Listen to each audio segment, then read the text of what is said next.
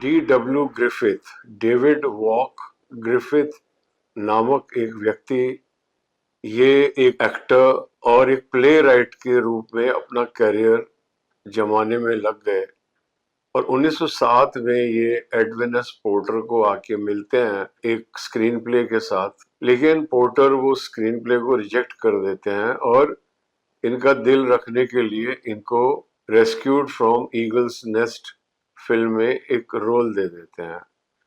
तो इनको लगा कि कोई बात नहीं, क्योंकि एक्टर तो ये थे ही, तो वो फिल्मों में एक्स्ट्रा का जूनियर आर्टिस्ट का रोल करने लगे।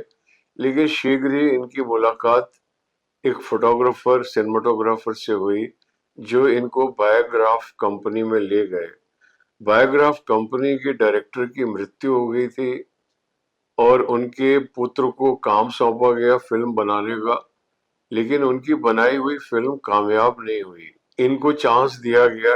1908 में इन्होंने बायोग्राफ कंपनी के लिए फिल्म बनाई द एडवेंचर्स ऑफ डॉली, जो कामयाब हुई और उसी साल उन्होंने 80 और फिल्में बना डाली। और D.W. ग्रिफिथ ने 1910 में कैलिफोर्निया हॉलीवुड में जाके पहली फिल्म शूट करी, जिसको हम कह सकते हैं वो हॉलीवुड की पहली फिल्म है, इन ओल्ड कैलिफोर्निया।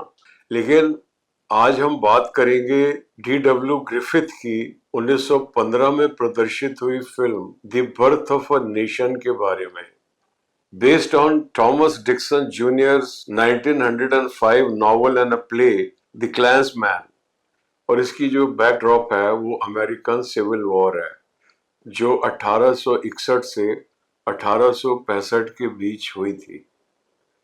और 1860 में अब्राहम लिंकन अमेरिका के प्रेसिडेंट इलेक्ट हुए थे और उस टाइम अमेरिका के अंदर, यूनाइटेड स्टेट्स के अंदर एक बहुत बड़ी कॉन्फ्लिक्ट चल रही थी नॉर्दर्न स्टेट्स और सदर्न स्टेट्स के बीच में over the issue of slavery.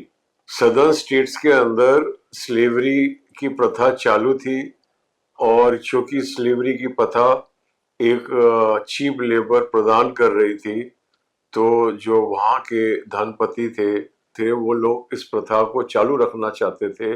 तो ये सिविल वॉर जो थी, इसकी समाप्ति पर पूरा का पूरा अमेरिका यूनाइटेड स्टेट्स की छत्र छाया में आ गया और स्लेवरी की प्रथा हमेशा हमेशा के लिए समाप्त हो गई। इसकी पृष्ठभूमि पर D.W. ग्रिफिथ ने birth of a nation film बनाई, विच वॉज रिलीज इन 1915। और इसमें एक अभिनेत्री है Lillian Gish. She is known as the first lady of Hollywood. She starred in this picture, and the film, you will be shocked to know, is 3 hours duration। और ये 3 घंटे की film उस वक्त के निकलोडियन सिनेमाज में release हुई और बहुत कामयाब हुई। इस फिल्म को अगर आप देखेंगे तो आजकल की फिल्म में, टॉकी फिल्म में और इस फिल्म में आपको कुछ भी अंतर नहीं दिखाई देगा। सारे के सारे शॉर्ट डिवीजन, सारे के सारे कैमरा एंगल्स, सारे के सारे एडिटिंग के नियम इन्वेंट हो चुके हैं, अप्लाई हो चुके हैं। तो बड़े से बड़े डायरेक्टर सिनेमा के D.W. ग्रिफिथ को सिनेमा का बाप मानते हैं, फादर मानते हैं, क्योंकि उन्होंने उस सारी ग्रामर की उन्होंने बुनियाद रख दी अपनी इस फिल्म के द्वारा। और इसीलिए D.W. ग्रिफिथ को आज तक याद किया जाता है और जब तक सिनेमा रहेगा तब तक D.W. ग्रिफिथ को याद किया जाता रहेगा। और देखते रहिए सिनेमाया।